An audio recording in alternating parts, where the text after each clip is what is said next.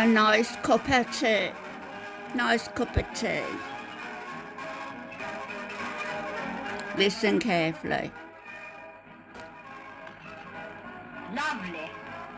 It's not everyone who can make a good cup of tea. No. It's simple, really, but many people get careless about tea making. Careless? They don't know the secret, you mean? There is no secret, really. That's a fallacy. Just a few simple rules to remember. What are they? I'll tell you all the tea instructor told me when I first took over my canteen. First of all, Tea leaf is a delicate and sensitive plant. Therefore, it must be stored correctly. Bit like a There woman. are 2 reasons for this. Number 1 is to keep the tea as dry as possible, and number 2, to prevent the tea from being contaminated. The best form of storage is an airtight container. This is not always possible, but in any case, the tea chest or metal bin must have a lid that fits well. Tea leaves will very quickly absorb all kinds of aromas, so do not store near to fruit, soap, cheese, spices, or disinfectant. Don't keep the tea chest against a wall or on the floor, for they may be damp.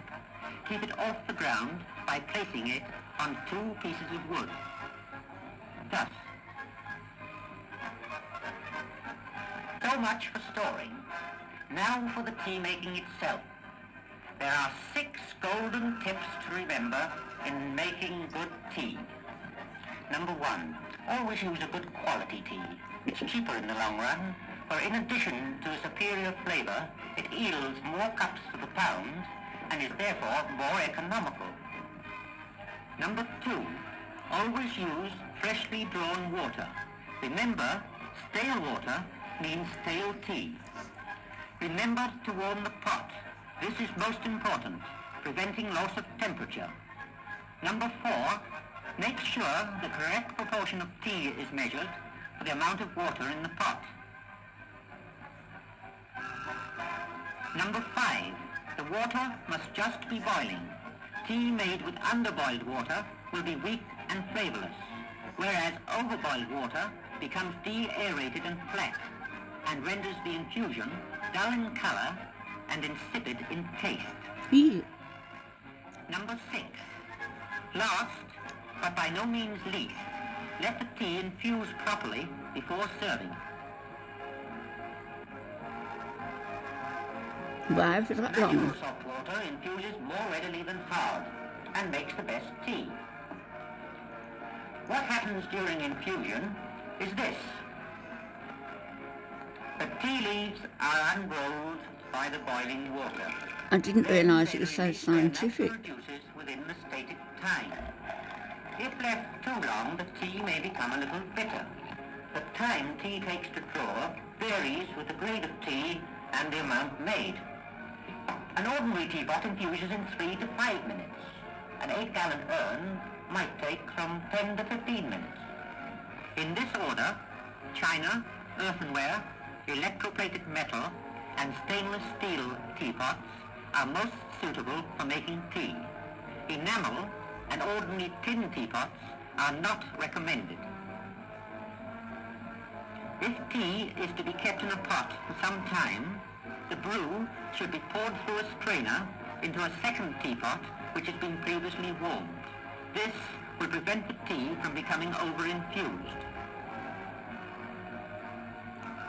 Urns and multipots are generally used for keeping tea hot in bulk for any length of time, especially in canteens, such as those serving the forces, or in tea cars which may be sent off at a moment's notice, often traveling through the night to serve civil defense workers.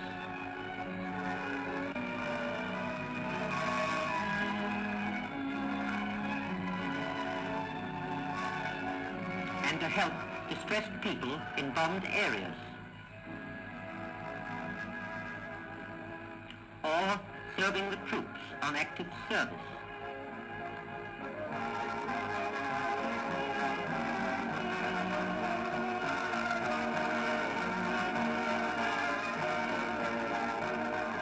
The multipot is an insulated urn which will keep the tea hot for several hours.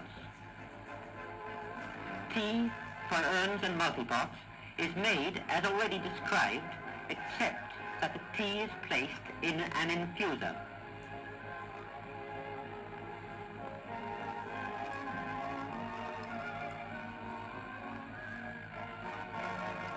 Or enclosed in a muslin bag.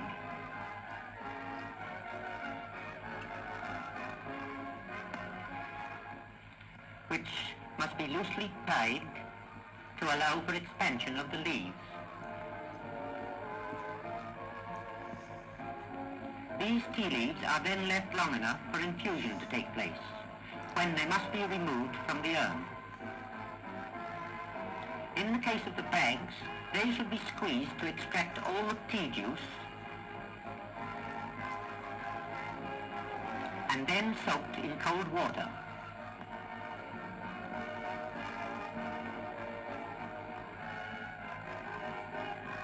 Afterwards, hung up to dry before using again.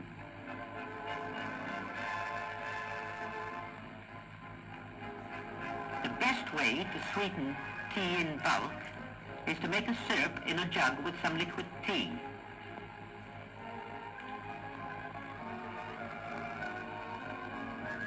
After making sure that all the sugar has dissolved, pour the syrup into the urn.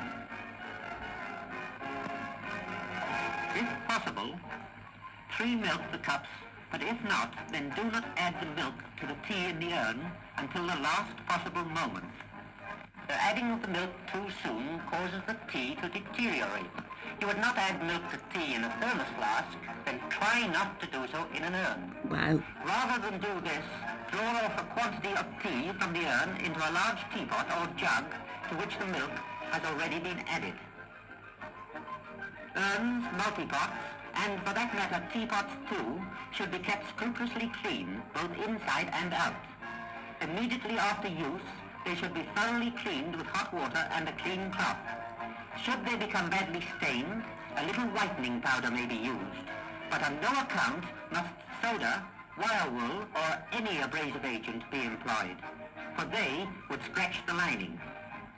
One of the most important parts of an urn to clean is the tap, but more often than not, this is neglected. Remember, a dirty tap means dirty tea. When not in use, urns should be stored with their lids off and taps open. This will keep them fresh. In conclusion, remember, tea is not a manufactured article which can be made, bottled up, and served at will. It must be prepared every time it is required, and its Success or failure depends entirely upon the attention you pay to the 6 golden rules. 6 golden rules. Can I remember them? Of course you can. Try now. All right, here goes. Number 1. Always use a good quality tea. Good. Number 2. Always use freshly drawn water. Right? Number 3. Remember to warm the teapot or urn. Everyone knows that one. And number 4. Measure the right quantity of tea for the amount of water in the pot. Very good. Number 5. The water must reach boiling point. Pot to the kettle, not kettle to the pot. And the last rule, number 6. Let the tea brew for 5 to 10 minutes before serving. Excellent. What do you say, Mother? Yes, then tea will revive you. Now you have the secret, as you call it. So in future, don't spoil good tea by bad preparation. Let every cup you make be a cup that cheers.